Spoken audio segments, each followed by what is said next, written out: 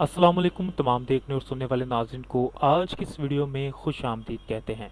नाज़रीन, शुगर होने की 5 अलामात, शुगर होने की कौन कौन सी निशानियां हैं, आज की इस वीडियो में मैं आप लोगों को बताऊंगा कि आपको किस तरह पता चल सकता है कि आपको शुगर है या नहीं।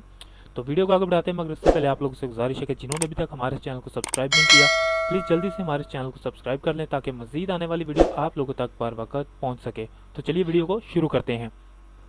तो नाज़रीन, नंबर 1 पर आता है बहुत ज़्यादा प्यास का लगना। अगर आप लोगों को बहुत ज़्यादा प्यास लगती है तो आपको ये अलामात ज़ाहिर हो रही हैं कि आपको शुगर भी हो सकती है और पानी की कमी भी हो सकती है।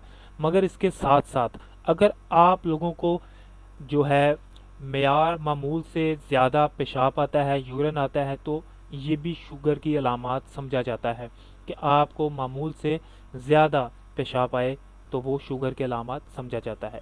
इसके अलावा तीसरे नंबर पर जो चीज़ आती है, रात के वक्त थकावट महसूस करना, तो वो भी आपको शुगर की अलामात में ज़ाहिर करती है कि आपको शुगर हो सकती है या होने के चांसेस हैं।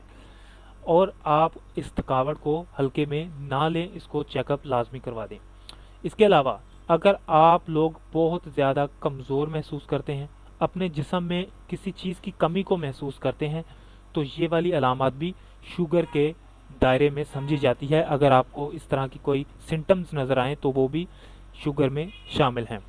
और आखिरी अलामत जो है वो है हर चीज़ धुंधली नज़र आना, यानी कि आप देखते हैं किसी भी चीज़ की तरफ तो आपको सही क्लियर या वाज़ेह नज़र नहीं आती, आपको धुंधला दिखाई देता है, तो वो वाली अलामत भी शुगर की अलामत में समझा जाता है।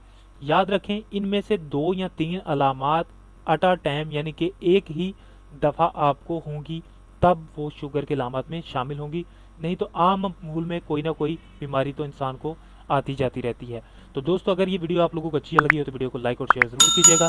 प्लीज़ हमारी हौसला अफजाई के लिए हमारे चैनल को सब्सक्राइब कीजिए ताकि इस तरह की वीडियो आप लोगों तक बर वक्त पहुँचती रहे। शुक्रिया।